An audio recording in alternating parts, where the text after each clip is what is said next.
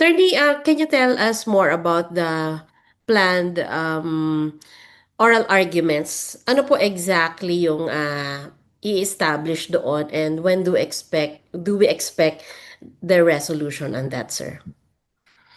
Doon sa oral arguments na yan yung ukol sa dalawang sampi ng pinapa-issue sa korte. Yun yung una, yung doon sa sampi na doon sa STECOM sa BIR Commissioner para i-produce yung mga income tax returns ni Respondent Duterte nung asawa niya na si Mans Carpio at yung mga 21 or 22 na business interest daw na konektado ang Vice Presidente at si Mr. Manscarpio. So pinapalabas po yan para pinapaproduce para sa korte at maging ebidensya ng prosecution.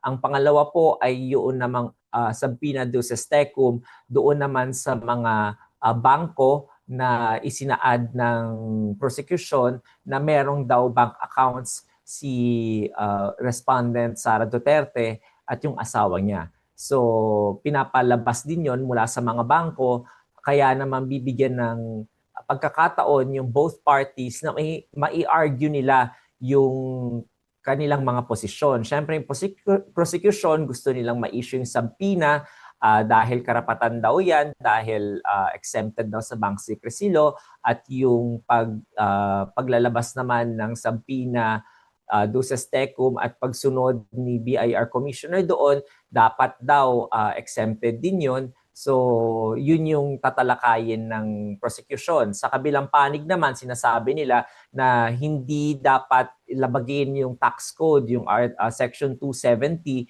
na dahil wala naman daw utos mula sa palasyo na ilabas yung mga tax records na yon. Dahil yun lamang po yung exception doon. At saka yung nasa Section 70 po yata yon or Section 80 ng tax code din, na kapag in aid of legislation, pwedeng ilabas in executive session yung tax records na yon. Pero dahil hindi nga to in aid of legislation, magiging walang exception doon sa paglalabas na yon. Doon naman sa mga bank records, ang sinasabi naman doon ng depensa, ayon sa kanilang answer to at saka sa pre-trial brief, yung sinasaad ko lang sa inyo, ayon naman sa depensa, confidential din yun at hindi daw kasama yung mga panahon na hindi daw kasama dapat yung si Mr. Manscarpio sa pagpapalabas ng records na yun dahil hindi naman daw siya impeachable official, at saka yung mga dates daw na hinihingi ng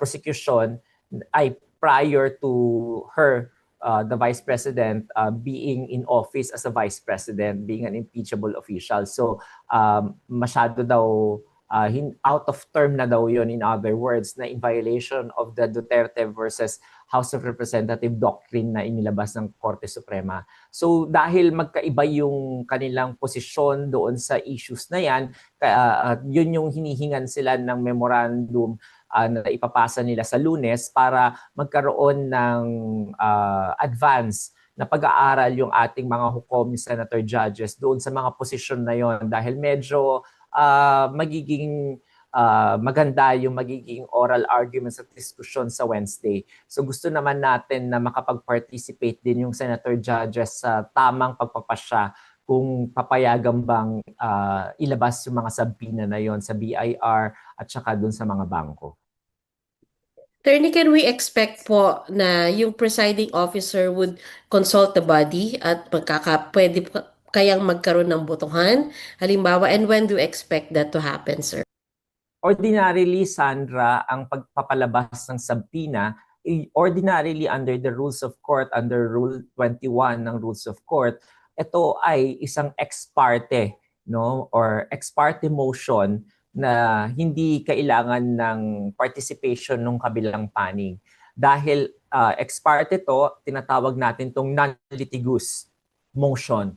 So usually i-issue lang yan. Kaya nga nung Lunes, last Monday, the impeachment court was actually ready to issue the subpoena already to the BIR commissioner and to the to the banks and to the Anti-Money Laundering Council. However, since it was manifested by Council for Prosecutor, a House Panel of Prosecutor Jokno, na they actually amended their request for subpoena, kaya naman nagkaroon ng gantong delay sa pag-issue ng subpoena na yon, at hiningi naman ng depensa na makapag-comment sila. So kaya dahil sa agreement na yon ng both parties, kaya tayo magkakaroon ng gantong schedule ng memoranda at saka oral arguments. So technically, the presiding officer can already issue it just like what he would have done last Monday had it not been for the manifestation of House Prosecutor Jokno. Pero dahil nandito na tayo sa punto na to at gusto ng depensa na mapakinggan sila, so I think the presiding officer can do two things. One is to just resolve it and then issue the subpoena after the oral arguments, or not issue the subpoena without asking the body anymore. The body can actually question or appeal that decision of the presiding officer, at kapag inapela yon, magbobotohan lang sila ng yeas and nays kung papayag silang i-overturn yon. Kapag matalo yung appeal na yon, then the decision of the presiding officer will stay.